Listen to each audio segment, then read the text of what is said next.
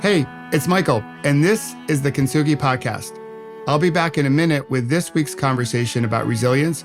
But first, if you wish to create a better life and have a better career, then please visit michaelobrienshift.com and download your free workbook on how to create a better life. In it, you'll discover ways to find more energy for the things and the people who matter most to you, so you can create a better tomorrow.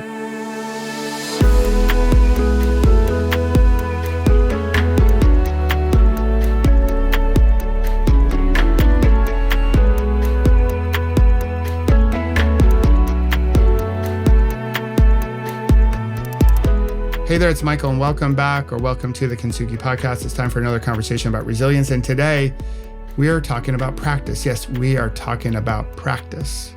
And I'm sure you've heard the saying, how do you get to Carnegie Hall in New York City? And the answer, of course, is practice, practice, practice.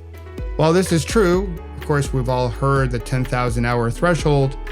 In order to become a guru or an expert in your field, plus or minus a few thousand hours on either side of the coin, depending on who you believe and what research is valid. But I do believe a more accurate answer is deliberate or mindful practice consistently over time, but that is not pithy enough for a punchy one-liner, so we go with practice, practice, practice. And when I was younger, I loved to practice, although I wasn't very mindful or deliberate about my practice. In fact, I probably loved just to play, and I wasn't, again, that disciplined about the type of technical skills I needed to do to practice mindfully. Now, years ago, this goes back more than a decade, there was a big NBA star. His name was Allen Iverson, still is to this day, played for the Philadelphia 76ers, the NBA team here in the States, and he didn't want to go to practice. I'm not exactly sure the reasons why. I think he might have been hurt, but his coach ripped him apart. And in a press conference, Allen responded to his coach and went off on a tirade. And that tirade went viral, the whole monologue about practice. Well, one of my new favorite TV shows, actually, it's my favorite TV show, maybe ever. I just have fallen in love with Ted Lasso, the show on Apple TV. Well, they did a little bit of a take on that press conference, all about practice. So Coach Lasso goes to his top player, his star, and rips into him about his inability or unwillingness to practice because he's hurt. Oh, I shared this clip with you. How's Jamie doing? What? Says he can't practice today. Says he's hurt.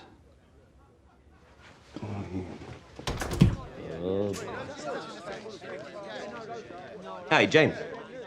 I heard you're not gonna be able to run with us today. That true? Yep. Why's that? Because I'm hurt. Really sorry to hear that. Relax, Ted. It's just practice.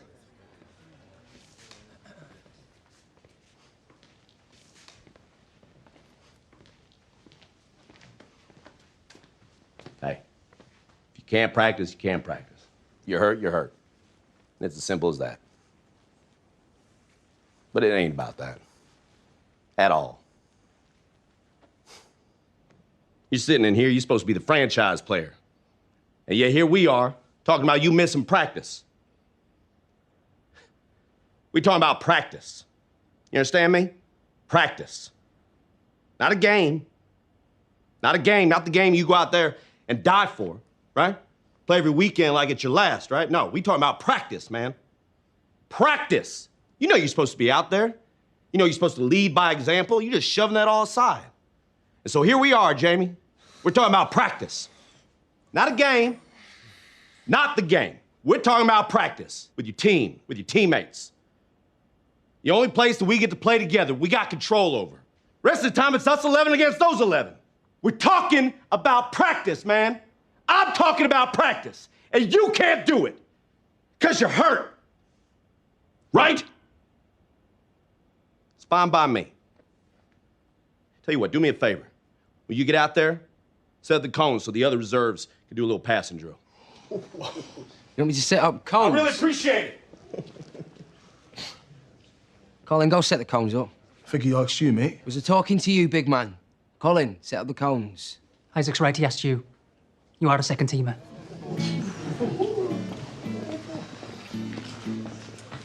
Oh, that's got a sting. I love that scene.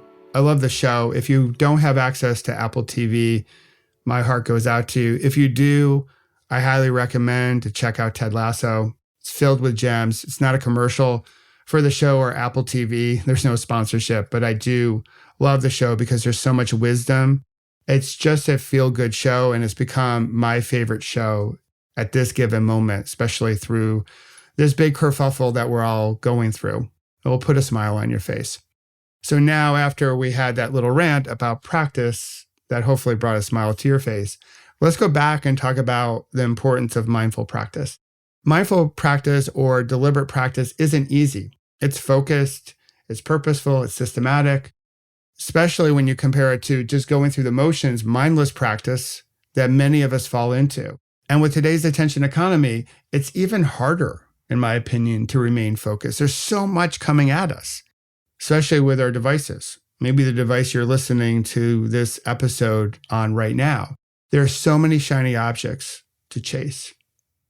And that creates a potential issue. As we go through life, we might actually be repeating bad habits while not paying attention. Because as we go through life, our lives are a collection of our habits. Some habits are so ingrained and they're good for us, it's just natural. Taking a pause, breathe, reflect, break. Or when I wake up in the morning, my water first thing in the morning, I don't even have to think about those two, but they come very natural to me and they bring out the best in me. But I know I have some other habits that I may not even be conscious of that may not help me create a better tomorrow. So when we don't have awareness, if we're not living mindfully and practicing mindfully, we don't have that type of awareness or that sharp focus, or maybe even our ability to meet our moments with some level of equanimity so we can respond to them versus react to them. We might be repeating bad habits that we don't even know about time after time, moment after moment, because we're not paying attention to this one wild and precious life that we're all living. We may believe that we're getting better, but likely we're just reinforcing no bueno habits that lead us nowhere pleasant.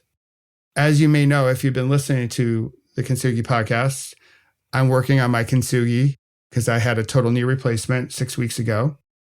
And I credit mindful practice for helping me get through my recovery. I'm doing things today that I haven't been able to do in over 20 years. One of them, and I shared this on Instagram. If you follow me on Instagram, you will check this out. You'll be able to check this out. I can now flatten my pedal stroke, something I haven't been able to do. And I do credit deliberate or mindful practice in helping me get there. Now, right now, I'm just riding my bike, not outside because I can't clip into my pedals. So I'm riding on my Peloton just with toe cages, not the way the bike's designed if you have a Peloton. And I would love to crank up the music and get prodded by the cadre of Peloton instructors. There's no doubt about it. They're motivating. They push your buttons, if you will. They lift you up, all that jazz. But I've been riding with the volume off. And I know for some that does not sound pleasant at all. But I'm trying to be 100% in my moment and focusing in on my pedaling technique. I'm not deliberate with it. And as a result, again, I haven't been able to do this in 20 years and I can do it now. How cool is that? I think that's pretty cool. I am actually over the moon excited. Now I'm recording this episode of our Kintsugi Podcast, our conversation about resilience, on Labor Day. So I want to tie Labor Day and this 3-day weekend into this whole concept of practice. Now I know you're probably catching this midweek or maybe over the weekend. So it doesn't have to be a long weekend in order to do this. But going back to my corporate days, I would often ask myself, actually, all the time. I did this all the time. I was pretty deliberate with this practice. And I encouraged my team members to do it. And I had a team of about 1,000 people. I would use every 3-day weekend that we would have here in the States as a weekend of reflection. This weekend, Labor Day weekend, which is now past, since this is released a few days after Labor Day, is a day to recognize labor, physical labor that built this country, that continues to build this country, and emotional labor, which may be more important today than ever before. And I like to think about the work I've put forth on this particular weekend. What work have I put forth throughout the year? Where have I grown? Where do I wish to go? And to think about, am I practicing the right things to help me get to where I want to go? And again, I used to do this all the time with my team. I would send a voicemail out back when we used to do voicemails. Probably can be a text message or an email, current day, or something through Slack. And I would think about, and I would invite them to think about, what are we practicing consciously, subconsciously, or unconsciously to get really good at what we're practicing. Because whatever we're practicing, we're going to get good at that. So if we practice rumination, we're going to get good at ruminating. If we practice worry or anxiety, we're going to get really great at those. But if we practice gratitude, if we practice rippling kindness and love, if we practice being calm during our most challenging moments, we're going to get better at all those. And all of it is hard. Developing habits is hard work. Deliberate practice is hard work. But it's the type of work, it's the physical labor, yes, but again, it's the emotional labor that can help us create a better tomorrow. Not only for us, but a better tomorrow for all of us, not just some of us. And I know this through my corporate life, having led a team, again, of 1,000 sales representatives. We would often ask them during sales meetings to practice their presentations, and they used to hate to do it. And I used to hate to do it myself when I was a rep. And the practice we get there isn't that great. They go through the motions. But we really worked hard on making sure we were deliberate with our practice. That was the time to really work on that. So when we were in front of our customers, we were better. And you can take that example and pull it into every other example of our lives. Whether we're presenting, having cross-functional conversation, and we want to practice listening skills, we can do it in our most intimate relationships as far as how we connect, like how do we practice being in a relationship while we're in a relationship. Too often we're going through life very transactionally, like a short order cook during a busy rush, maybe like the blue light special or the early bird special. It's important to take moments throughout our days to practice the things that truly matter. That will help us get to where we want to get to. Where we want to get to at the end of the year, where do we want to get to, say, at this time next year? So I encourage you to think about what you're practicing, to reflect on that. And this coming weekend may be a good weekend. It may not need to be a 3-day weekend, but certainly this is a moment, whether it's this weekend or during the week, to think about where are you today compared to January 1st? Where do you wish to go? Where do you wish to be at the end of the year or maybe this time next year? And what are you practicing, or what do you need to practice in order to help you get there? So take a moment to pause, breathe, reflect on that. We have 4 months left in the year. And this is a perfect moment to gain momentum that can carry you into 2022.